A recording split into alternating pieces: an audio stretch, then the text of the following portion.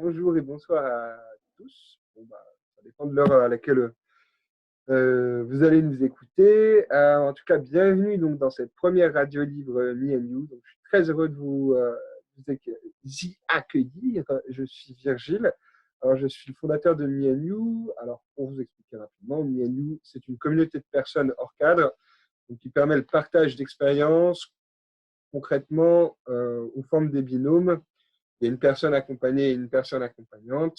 Et donc, ces personnes discutent et échangent sur un thème précis pour mener donc leur projet de vie et redevenir acteurs de leur vie. Alors, je suis en compagnie de Alicia. Alicia, je t'en prie, si tu veux te présenter. Salut, moi je suis Alicia, je fais partie de la communauté Mianju, des fondateurs aussi, je crois, à une Voilà, en époque. effet, on peut le dire, on n'en a pas peur. Ils n'ont pas peur des mots ce soir. Voilà. Et puis, parce que je peux vous dire d'autres, je travaille sur tout ce qui est pouvoir d'agir, autonomie, bien-être, bonheur des personnes en situation de handicap, mais au final, ça s'applique un petit peu à tout le monde. Et puis là, on s'est dit qu'on allait se réunir pour vous faire passer un bon moment. Yes, alors Alicia, elle est toujours un petit peu dans cette situation où elle dit pas tout. Tu es aussi la fondatrice de Handy Voice. C'est quand même un think tank de Ouais, renommée internationale, on peut le dire ou pas? oui, on peut dire, tu pourras dire bientôt, mais on va prendre un peu d'avance, on va le dire, ouais, exactement. Ouais. Et bientôt Allez, à la Maison Blanche, voilà, c'est ça. on n'a pas peur. De quoi vous parlez dans votre think tank, dans lequel je Ça, suis aussi, entre autres, membre, et j'en suis fier. exactement, et on est très content de t'avoir, mais écoute, on parle de bonnes idées, on parle des idées qui nous viennent tous les jours dans le quotidien, des difficultés qu'on arrive à surmonter ou pas, et en tout cas, qu'est-ce qu'on en fait de productif et d'intéressant pour les autres. Voilà, et on travaille entre nous, on se conforte, on apprend plein de choses, on monte en compétences et surtout, on prend la parole et on casse un peu les barrières qui persistent depuis trop longtemps. Voilà. Si ça peut vous aider à avoir un petit avant-goût. Yes, n'hésitez pas à contacter Alicia si vous sentez compétent et l'envie de faire bouger le monde. C'est vraiment un super think tank et ça fait du bien d'avoir des bonnes initiatives. Ouais, Euh, alors, dans cette radio libre, qu'est-ce qu'on va faire? Donc, on va recevoir quiconque a envie de partager son expérience, son vécu, qui a envie de débattre, qui aura envie de parler. Bon, bah, forcément, j'imagine du Covid, hein, le grand méchant loup de notre époque 2020. Bon, on va peut-être aussi parler de confinement, du coup, de sensibilisation, de changement, de paillettes, de licornes, de boulot, bref, tout ce qui vous intéresse, car c'est vous qui avez la parole. Donc, vous nous entendez bien. Alors, vous êtes bien installés, j'espère. Alors, on va pouvoir commencer. Yes, hello, hello. Est-ce que tu m'entends? Est-ce que tu as mis ton micro? Toujours la difficulté. J'ai pas l'air de t'entendre. Est-ce que je peux te mettre tac. Ouais, Allô, allô? incroyable. Et la Ça lumière. fonctionne. Et la lumière vient. Euh, salut. salut, Salut, Alicia. salut. Je voulais je suis très heureux de t'avoir avec nous. Je voulais te demander Pareillement, d'abord merci de l'invite. pas de problème, hein. Tout le monde est le bienvenu sur cette radio libre. Je voulais commencer pour t'introduire, te demander donc comment tu t'appelles ou si tu veux qu'on utilise un pseudo, si tu n'as pas envie de. J'ai toujours adoré me faire appeler Virginie. Ok, ça commence bien. Non, non, écoute, on peut tout simplement m'appeler par mon prénom. C'est Arthur. Ok, très bien, Arthur. C'est comme ça. J'étais pas loin. Il a dit merde, est-ce qu'il va dire Virgile ou Non, non, Virginie. Virginie, c'est plus joli. Ok, Virginie. Quel âge tu as? De quelle région tu viens? Ou je sais pas, où est-ce que tu es confiné? Ça dépend. Eh ben, donc moi j'ai 27 ans. Ouais. Habituellement, je suis sur Lille, entre Lille et Paris, essentiellement la plupart du temps. Mais là, en fait, pour la petite histoire, on était parti avec mon copain et un couple d'amis à moi. On était parti à la base faire un peu de ski. Et Ok, c'est puis, cool. on est arrivé, tous les bars ont fermé. Et puis, le lendemain, toute la station a fermé. Et le surlendemain, Macron a fait l'annonce du confinement. Donc, en fait, on s'est dit que c'était certes un peu embêtant pour nous de ne pas faire du ski. Mais en fait, on était par hasard dans un endroit super bien et assez propice, tu vois, au confinement. Parce qu'on a la chance d'avoir un endroit qui est assez grand pour vivre tous les quatre, de la présence tout le temps, tu vois, on est en Ouais, permanence 4, ce qui n'est pas toujours le cas dans mon appart lillois. ouais. Et puis en fait, on est à la montagne, donc pour aller faire la balade d'1 heure par jour, c'est quand même plus sympa d'être sur un petit chemin de montagne où en fait tu ne croises absolument personne Ah ouais. que dans le centre d'une ville. Donc finalement, ça s'est par hasard plutôt bien goupillé cette histoire-là. Quel heureux hasard. Ouais, Et ben, n'est-ce pas? donc, ouais, il y en a qui Pas ont de de la vacances, mais chance. du coup un confinement plutôt par Plutôt rapport à, chouette. j'imagine, la situation pour certaines personnes qui doit être plus compliquée, isolées en ville, dans des petits appartements, choses comme ça. Nous, c'est vrai que franchement, on a plutôt de la chance à ce niveau-là, donc on n'est vraiment pas à plaindre. Et ça, Bah, t'as c'est tapé dans plutôt le mille, hein. Moi, un c'est bon point. 18 mètres carrés à Paris. Ouh, Oh là là, c'est sexy. C'est ça. c'est top. Loin de ma copine en plus, du coup, on s'est retrouvés chacun à 2 endroits différents. Donc, Ouais. voilà l'ambiance. Du coup, tu m'as dit dans les Alpes, c'est ça? Ouais, on est vers Morzine, Avoria, exactement. On est dans un village qui s'appelle Léger. Ah, Léger. sympa. 1200 habitants, je pense qu'il y a plus de vaches que d'habitants. Ouais. Elles sont pas confinées, les vaches. Ouais. Non, les vaches ne sont pas confinées, elles ont de la chance. Ouais. Alors, qu'est-ce que tu voulais nous raconter, Arthur, aujourd'hui? Quel est ton sujet de prédilection?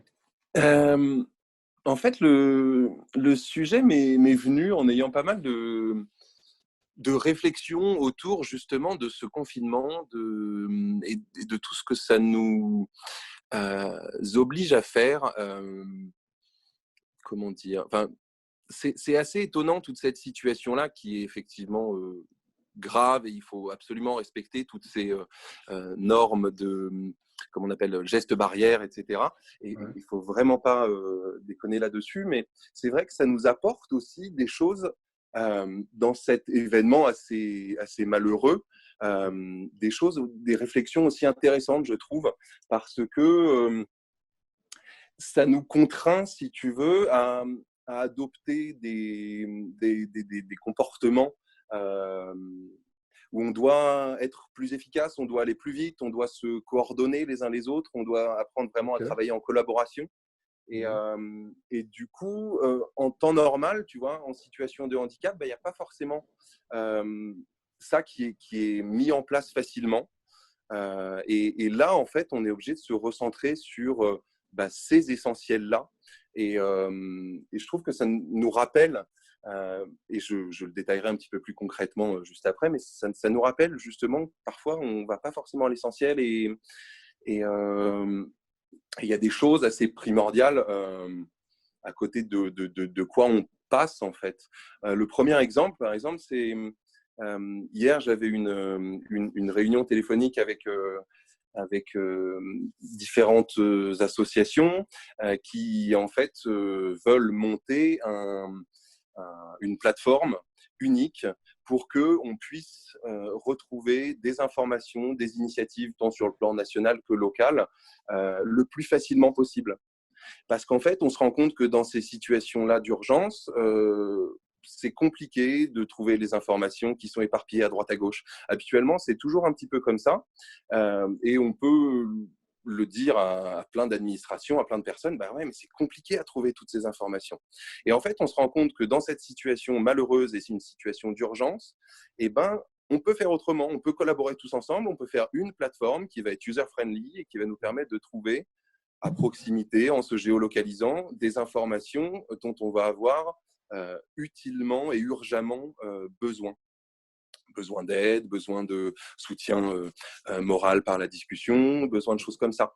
Euh, mais en fait, voilà, d'un coup, on est obligé de faire autrement, de faire un petit peu plus efficace, de faire un petit peu plus attention aux autres. Et à l'instar de cette plateforme-là, par exemple, moi, hier, j'avais vraiment la réflexion en me disant, mais voilà, en fait, on est obligé de faire des choses auxquelles moi, je pensais, tu vois, dans mon coin, en me disant, mais c'est quand même dommage. On a plein d'initiatives associatives qui sont géniales à droite, à gauche, en temps normal, je veux dire. Hein. Et, mais la problématique, c'est toujours surtout pour moi qui suis déficient visuel, voilà, trouver ces différentes informations et initiatives sur Internet, c'est compliqué. Et là, en fait, on se dit, en fait, en cas d'urgence, il faut qu'on simplifie les choses. Et on les simplifie pour tout le monde et ça profite. Ça me profite à moi en tant que personne handicapée qui parfois ait du mal à trouver cette information-là parce que va chercher sur Internet avec les yeux fermés, tu m'en reparleras, mais ça va être un peu compliqué. Donc, j'ai pas ton expérience pour ça. Tu veux faire la promo de cette plateforme? Elle s'appelle comment? Elle est en ligne? Elle est en train de se monter? Pour l'instant, elle est en train de se monter. Ouais. Elle n'est pas encore officiellement en ligne, etc. Donc, on va attendre que ce soit effectif parce que j'imagine qu'il faut quand même la tester, qu'il faut tout ça. Ouais. Mais moi, ce que je retiens dans ton propos, c'est vraiment cette idée de dire, cette histoire de virus, c'est en fait une aubaine à la collaboration, au changement et à se dire que y a peut-être des trucs qui vont sauter aux yeux, et tu vas me dire si je me trompe, mais aux valides qui ne comprenaient peut-être pas les difficultés et qui amènent ce changement qui est intéressant. C'est ça. Tout à fait. Ouais. Tout à fait. Est-ce que tu penses qu'il y a une certaine productivité là, qui s'est mise en œuvre très rapidement ces 2 dernières semaines? Est-ce que tu penses que finalement on est en train de faire des choses qu'on aurait dû faire depuis longtemps et que tout l'effet du miroir qu'on savait aussi? C'est absolument ça, Alicia. Je suis tout à fait d'accord avec toi. C'est des choses qui sont, si tu veux, dans la vie, moi, j'imagine 2 couches, en fait, un peu de choses qui s'accumulent dans notre quotidien. Tu as l'espèce de brouhaha du quotidien, d'emails qui viennent, de téléphones, de choses à faire. Et puis, la trame de fond qui est vraiment, voilà, tout ce qu'on se dit, tiens, il faut que je fasse ça, il faut que je fasse ça. Mais en fait, on n'a jamais le temps de le faire parce qu'on est monopolisé sur des petites choses qui en fait nous prennent beaucoup de temps, et que là en fait on en vient à se dire regardez, en fait on aurait peut-être dû faire ça avant, centraliser un certain nombre d'informations et faciliter la vie, par exemple, des personnes handicapées pour qu'ils puissent retrouver des informations pratiques et arriver à s'aiguiller un petit peu plus efficacement là-dedans. Et là, on n'a pas le choix parce qu'on est en situation d'urgence. Et habituellement, on laisse un petit peu traîner ces choses-là. Et on a un peu plus le temps, donc on laisse un peu plus les gens galérer. Tu vois? Ouais. Là, on donne accès vraiment aux personnes qui en ont besoin à l'information. Ouais. En tout cas, on essaye, mais on se rend compte que en fait, il y a plein de choses qui existent en temps normal, comme là aujourd'hui, et je pense qu'il y a encore plus de choses qui existent aujourd'hui, mais on n'arrivait pas à faire ressortir cette information, la canaliser et puis travailler en synergie. Pour finalement, parce que là, on se rend compte, en fait, il y a plein de choses qui se recoupent. Peut-être qu'on pourrait rendre les choses un petit peu plus efficaces. Et voilà, donc cette expérience malheureuse nous permet de nous rendre compte de ces évidences-là, mais de les prioriser. Et à ce titre-là, moi, il y a un truc qui m'a un petit peu choqué, mais positivement. C'est que dans mon cas perso, donc je vous ai dit, moi je suis malvoyant. Je suis accompagné d'un chien guide que vous connaissez peut-être, qui s'appelle Loya. Et il y a quelques mois maintenant, un peu plus d'1 an et demi, on a eu un refus d'accès dans un supermarché. Il faut savoir que le chien guide, il t'accompagne, c'est tes yeux, il t'accompagne absolument partout. Donc, tu as besoin de tes yeux pour aller au supermarché et on ne peut pas refuser l'accès d'un chien guide. À l'inverse d'un chien de compagnie, on ne peut pas lui refuser l'accès d'un supermarché. Bon, là, on m'a refusé l'accès. On a appelé la police, qui malheureusement n'a pas pu venir, n'a pas pu se rendre disponible pour prouver à ce monsieur qu'il était en tort et éventuellement lui mettre une amende, parce que quand on fait des choses comme ça qui sont hors la loi, il y a une amende contractuelle qui existe de 450 €. Mais cette amende-là ne tombe jamais. Et puis, donc, cette amende, comme elle ne tombe pas, on finit par aller porter plainte. Quand une personne en situation de handicap va porter plainte. Ça va que j'ai été aidé pour aller jusqu'au commissariat, etc. Mais ça peut être compliqué. Et puis, plusieurs mois plus tard, parce que c'est comme ça, les process juridiques, c'est assez long, on t'apprend qu'en fait, on a fait comment ça s'appelle un rappel à la loi. Mais un rappel à la loi, c'est simplement, on dit à la personne, c'est pas bien ce que tu as fait, mais on lui met pas une amende qui pourrait servir à renflouer les caisses de l'État, parce que je pense pas qu'on puisse se passer de tout cet argent.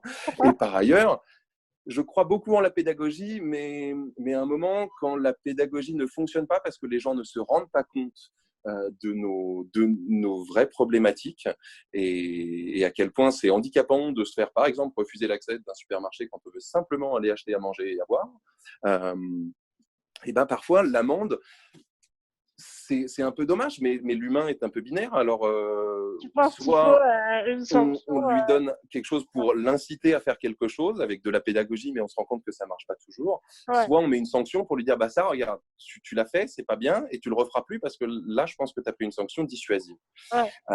Malheureusement, les sanctions, je trouve, pour le handicap, ne sont pas assez données ou ne sont pas assez dissuasives parce que peut-être pas assez chères. Et en fait, ce qui est dingue, c'est qu'on s'est rendu compte en l'espace de 2-3 jours, une fois que le confinement a été mis en place, que les 38 € d'amende qu'on a mis aux concitoyens français, qu'ils ne respectaient pas, parce que le français est un petit peu comme ça, il est latin, il est il y a une loi, comment est-ce que je vais pouvoir faire pour la contourner? On y vient, on y vient.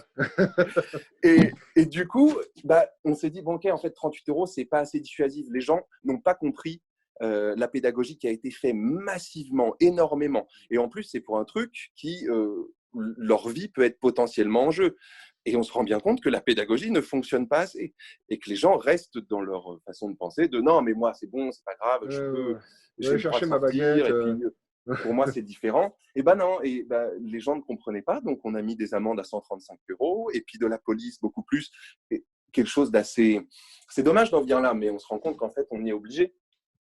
Quelque chose d'assez assez contraignant quand même, et les gens sont assez surveillés, mais on se rend compte en fait que quand on veut faire respecter quelque chose, la pédagogie, c'est absolument nécessaire, on est d'accord, mais que malheureusement, elle ne suffit peut-être pas assez, et qu'en fait, le recours à l'amende, que ce soit pour faire respecter un confinement, comme on l'a vu là, ou que ce soit pour faire respecter la loi en général et plus précisément la loi qui protège les personnes handicapées, que ce soit dans le milieu de l'emploi ou tout simplement dans la vie de tous les jours, je pense qu'il faudrait que ces sanctions-là, qui pour certaines sont déjà en place, soient plus respectées, et pour d'autres, qu'il y ait vraiment des sanctions dissuasives qui soient mises en place, en fait. C'est un peu dommage de se rendre compte de ça, je trouve, qu'on est obligé de faire des sanctions vraiment dissuasives pour faire respecter quelque chose et qu'on ne peut pas faire qu'appel à l'intelligence des gens par la pédagogie. Mais je trouve que là encore, ce confinement nous met en face des évidences par cette situation d'urgence et cet enjeu vital qui est le respect des règles pendant le coronavirus.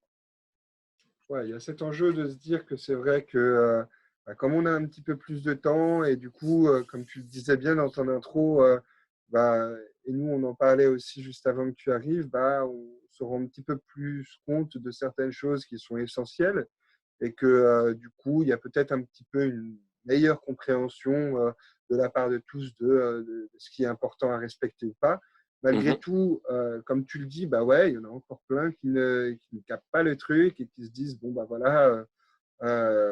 je vais sortir et du coup, il y a des amendes, je suis assez d'accord avec toi. Moi, je crois beaucoup aussi à la pédagogie, à la répétition. Je le disais justement aussi dans l'intro, c'est marrant que tu parles de ça aussi. Non, mais j'avais lu en fait ton texte, je te le dis.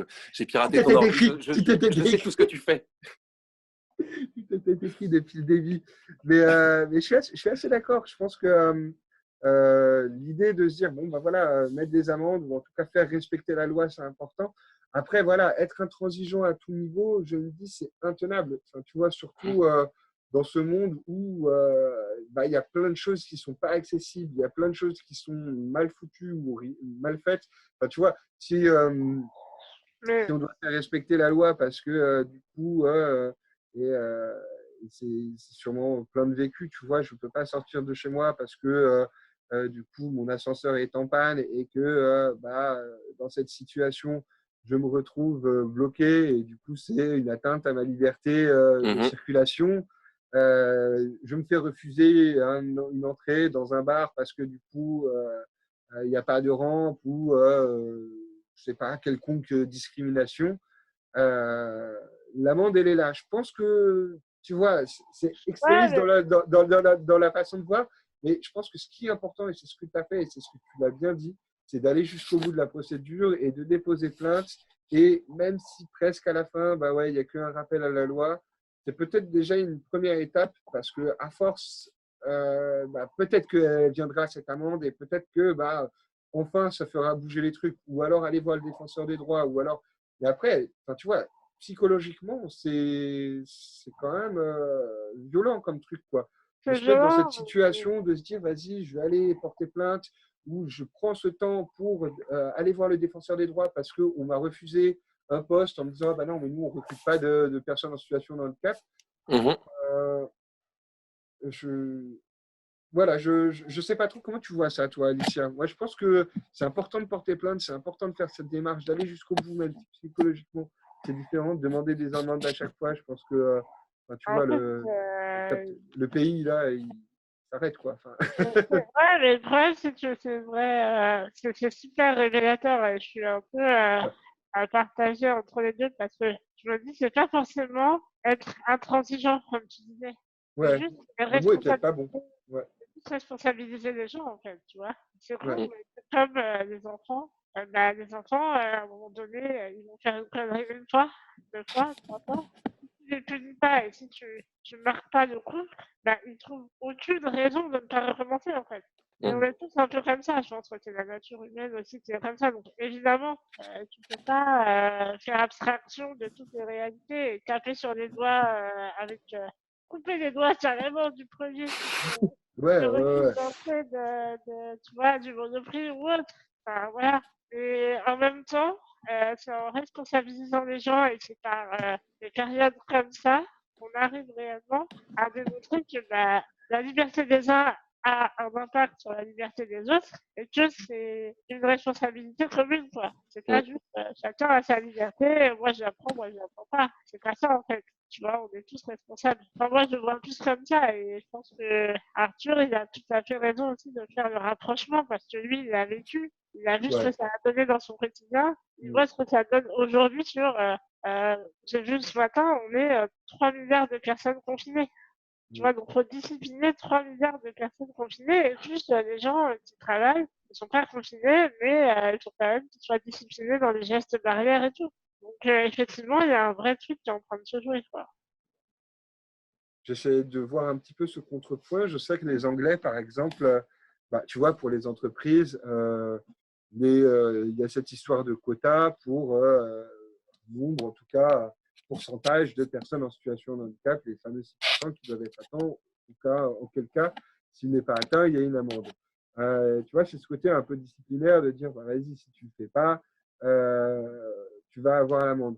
Comme tu dis, il y a une espèce de truc, peut-être que le français est un peu têtu, où il essaie toujours de contourner, essayer de se dire, bon, il veut me foutre une amende, je vais faire comme ça, et je vais passer ainsi, et puis je vais essayer de me débrouiller pour pas la payer ou quoi.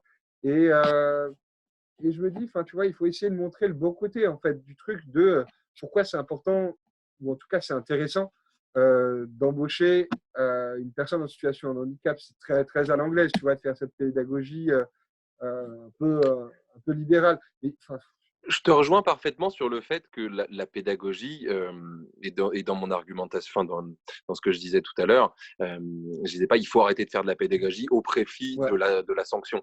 Je pense que de toute façon, le système ne fonctionnera qu'avec les deux. Tu mets une ouais, sanction quand exactement. ça n'est pas respecté, mais il faut impérativement de la pédagogie parce que au-delà de la sanction qui est le couperet qui tombe, non, c'est pas bien. Pourquoi c'est pas bien? Qu'est-ce qui serait bien de Ouais. faire? Pourquoi ce serait bien de faire comme ça? Et que forcément, l'un ne va pas sans l'autre. l'idée que j'exprimais, d'ailleurs, c'était pas forcément, tu vois, et loin de là, de tomber dans un état policier avec un truc qui La condamne à chaque dictature, fois, ça y est, c'est etc. parti. Voilà. Mais en tout cas, c'est d'essayer, en tout voilà, d'être dans un intermédiaire où, bien sûr, on fait toujours de la pédagogie, on fait aussi de la sanction, où on fait voter des lois, mais quand elles ne sont pas respectées, il faut condamner ça, et condamner avec une sanction qui soit véritablement dissuasive, et que ce système-là fonctionnera. Donc, pour faire changer un comportement, ne fonctionnera qu'avec ces deux-là, la pédagogie et la dissuasion, la sanction, quelque part. C'est aussi, je pense, pour la personne qui est victime, entre guillemets, tu vois, c'est aussi une façon de faire valoir réellement tes droits et ta liberté à toi. Et je pense que, tu vois, par exemple, ce qui se passe en ce moment, mettre des amendes, c'est pas juste sanctionner les gens qui bravent un peu tous les dangers et toutes les règles, mais c'est aussi faire respecter le droit des autres à être en sécurité, quoi. À être en sécurité et avec une protection sanitaire efficace, quoi. Ouais. Et je trouve que cet exemple du Covid-19, moi m'a vraiment sauté aux yeux, sans mauvais jeu de mots, mais je me suis dit, putain, c'est dingue, parce qu'en 3 jours, en fait, on a compris que la pédagogie qui était faite, mais massivement, avec, tu vas aujourd'hui au supermarché, j'en reviens là, toutes les 3 minutes, tu as des messages en disant respectez les gestes barrières, les machins comme ça. À la télévision, toujours on te le répète, à chaque allocution d'un politique, on te répète ces mêmes choses-là, de faire attention, de ne pas être trop proche des uns des autres, de tout ça, de ne pas sortir, de rester chez toi. Donc la pédagogie, elle est énorme. Et surtout que sur le fond du message, si tu veux, c'est quand même pour le bien des gens. C'est pas pour un truc où on dit ouais, mais regarde le pauvre handicapé, si tu l'acceptes pas dans tout le magasin, il pourra pas faire ses courses. En fait, si tu veux, le vigile, ça change pas grand chose à sa vie. Par contre, là, ça change véritablement, potentiellement, quelque chose à la vie des gens de respecter ces gestes-là, parce que potentiellement, s'ils tombent malades, ça pourrait être très grave. Heureusement, c'est que dans un petit pourcentage de la population que c'est extrêmement grave et que ça peut être un vrai danger mortel, mais quand même. Là, il y a véritablement un danger qui concerne la personne, mais pour autant, cette personne-là, ce citoyen-là, va se sentir pas concerné et au-dessus de ces lois qu'on fait pour brimer sa liberté, et je comprends pas pourquoi. Tu vois, ça paraît juste dingue, quoi. Là, c'est pour le bien des gens qu'on leur donne des consignes, mais il faut encore, en plus de ce bien fondé, de cette communication massive, de cette pédagogie massive, il faut encore durcir et durcir avec des amendes pour que finalement on arrive à faire respecter, avec tous ces maillons de la chaîne qui sont là. Le bien fondé de quelque chose, l'explication par la pédagogie, et quand c'est pas respecté, de la sanction.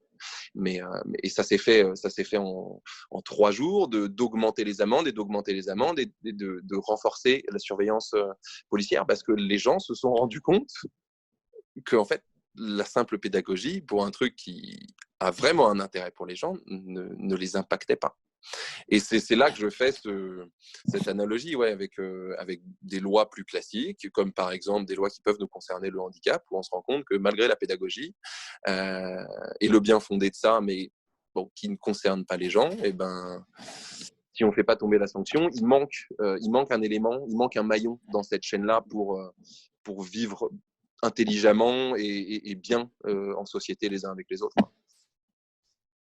C'est vrai que ça apporte un paquet de changements en si peu de temps, et une compréhension de ce que peut représenter la fragilité, en fait. C'est aussi ça qui est intéressant, que ça remette un petit peu l'église au milieu du village, en se disant ouais, en fait, oui, c'est vrai que la fragilité, c'est quelque chose d'important.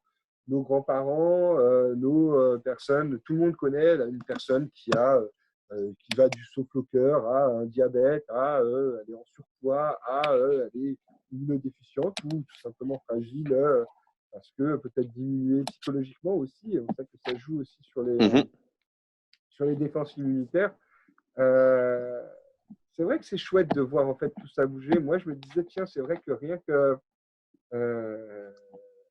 rien qu'en allant là faire mes courses, c'est un truc, tu vois, moi, en tant qu'immunodéficient, je suis hyper sur mes gardes. Dès que quelqu'un tousse, enfin, tu vois, d'origine, avant le Covid-19, tu vois, moi, je suis là, oh, putain, attends, il est en train de tousser. Ici, il me refile. Moi, je vais mettre 2 semaines à m'en sortir. Ça va être compliqué. Je vais être en galère. Et du coup, j'ai toujours pris beaucoup de précautions. Je connais bien les masques. Je connais quand le lavage de mains, je me lave les mains déjà 36 fois par jour dans ma vie classique. Et je voyais qu'au supermarché, là, ils ont installé des vitres devant les caisses. Et je dis, ça, c'est hyper malin, quoi. Enfin, c'est vrai que c'est un truc qui paraît très logique parce que ça permet de ne pas échanger les microbes et ça permet de protéger aussi la personne qui travaille. Moi, ça me convient bien. Je sais que quand j'ai été au Japon, parce que j'ai eu la chance de voyager au Japon, le port du masque, tu vois, c'est un truc qui est complètement rentré dans les mœurs. Qui paraît, oui, c'est vrai, beaucoup plus en Asie assez chez nous. classique et qui est en fait un espèce de confinement portatif. Parce qu'à partir du moment où tu mets un masque, tu ne pourras pas transmettre tes germes à autrui. Et si à partir de là, en fait, tout le monde met un masque, ça fait un espèce de confinement portatif et tout le monde peut sortir sans se refiler en fait son machin, ce qu'il a ou quoi. Parce qu'en Asie, l'utilisation du masque, c'est parce que moi, il me semblait, en fait, mais je me trompe sûrement, que c'était pour la pollution. Mais non, c'est aussi ou encore plus contre juste la contamination de germes en fait, ou de virus Dès classiques. que tu es malade, en fait, en Asie, et que tu vas sortir à l'extérieur, tu mets un masque parce que tu vois, tu as ce respect d'autrui en disant, voilà, je ne veux pas contaminer l'autre. Voilà, je veux pas contaminer l'autre. C'est dingue. Et surtout que socialement, c'est hyper mal vu, en fait, de renifler, de se moucher dans la rue ou quelque chose comme ça. Enfin, tu vois, il n'y a que les étrangers qui font ça au Japon. Pour le cas du Japon, je sais que pour la Corée du Nord, on le voit aussi. Mais c'est, du Nord ou du Sud? Parce qu'en Corée du Nord, on ne voit pas grand-chose. Ça fait longtemps qu'on ne les a pas vus, les Coréens du Nord. Merci, merci de me reprendre là-dessus. Mais je vous en prie, mon cher Virgile. Merci, c'est fantastique. Et nous accueillons tout de suite. La Corée du Sud, exactement. Et c'est vrai que, tu vois, tout ça, moi, c'est des trucs qui me semblent hyper simples à respecter, mais parce que socialement, j'ai été confronté à ce genre de situation, confronté à une chambre stérile, aux bulles, au genre de trucs où tu sens que, en fait, déjà, enfin, tu vois, on part de loin, Arthur. On part quand même de les Français apprennent à se laver les mains, tu vois. On part de.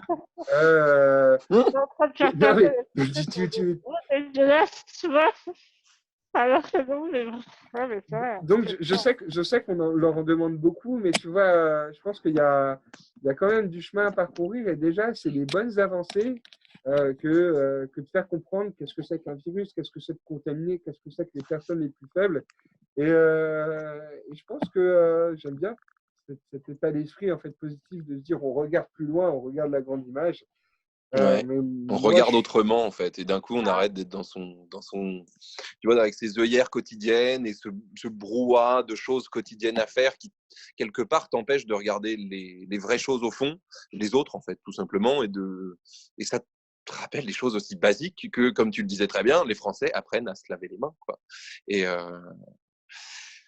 c'est extrêmement résilient comme truc, et c'est bizarre à dire en fait on apprend des belles choses grâce à ça, parce qu'il y a quand même des gens qui meurent et c'est une situation terrible, et c'est compliqué, je pense, pour tout le monde, et a fortiori pour certaines personnes isolées et seules d'être confinées aujourd'hui, mais si on arrive à voir un petit peu plus loin que ça, en fait, il y a quand même un vrai message qu'il ne faudrait pas louper, je pense, avec cette épidémie-là, qui nous apprend à regarder un tout petit peu autrement et un peu moins soi, quoi.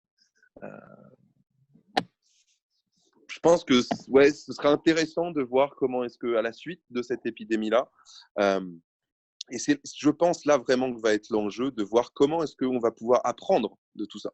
Et pas se dire, OK, c'est bon, c'est fini. On peut retourner dans les bars et puis on s'en fout des autres et puis on retourne au boulot. Et puis, voilà, ce qui serait intéressant, je pense, c'est d'avoir ce moment, soit chacun chez soi, soit collectivement, nationalement, de tirer un espèce de rapport, de bilan. J'entendais dans les allocutions de Macron qu'il disait que certainement pour lui, ça allait changer beaucoup de choses. on le voit, par exemple, c'est ouf, mais déjà, je pense que ça changera notre rapport à l'hôpital. Ça fait des années qu'on enlève du pognon et du pognon et du pognon à ces gens-là. Et là, d'un coup, on se dit, ah ouais, en fait, ils sont importants, merde, ils nous soignent. Ah ouais, en fait, on va faire un plan d'urgence pour remettre du pognon dans l'hôpital. Bah ouais, mais en fait, pourquoi on ne l'avait pas fait avant? Il y a des hospitaliers qui gueulent depuis des années parce qu'ils n'ont plus les moyens de travailler.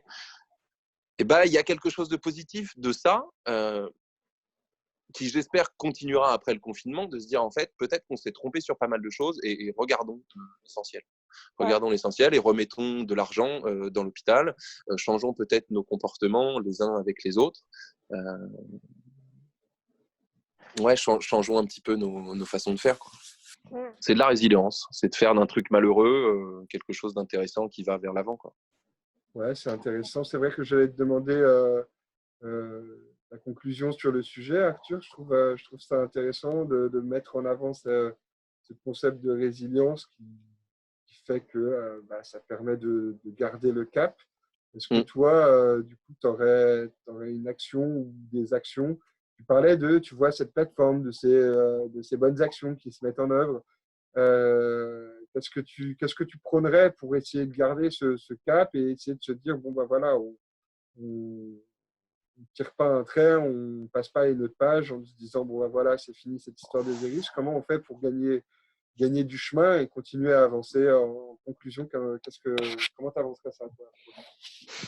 Je pense que c'est ce que je disais sur arriver à prendre du recul en se disant tiens, qu'est-ce que ça m'a peut-être appris de bon pour moi et pour les autres, et ce sera peut-être soit pendant l'épidémie, parce qu'on a quelque part la chance de pouvoir être chez soi et d'avoir du temps pour réfléchir, soit juste après un espèce de moment personnel ou collectif de bilan pour, avec un petit peu de recul, se dire qu'est-ce qui est bon à retirer de ça, qu'est-ce que ça m'a appris.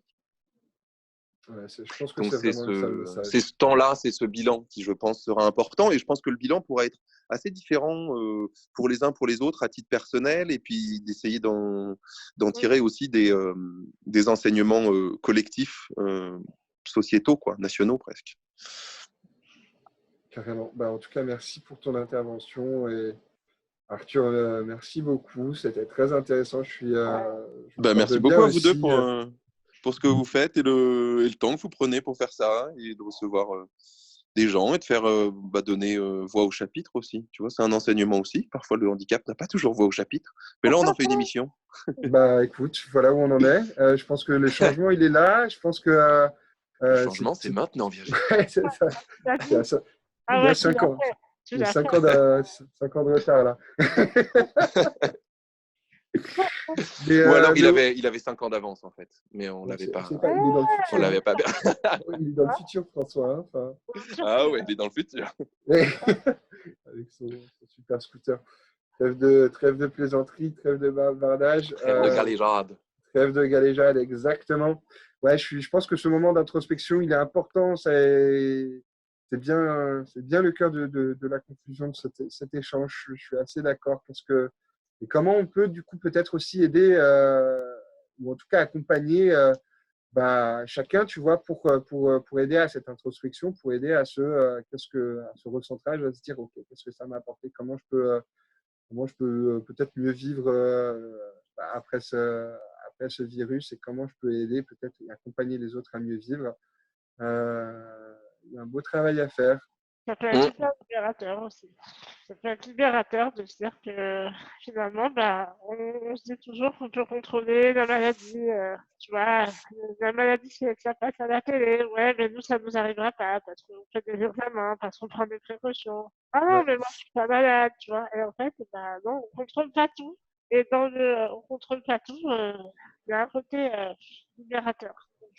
Donc, merci Arthur de prendre du recul sur la situation.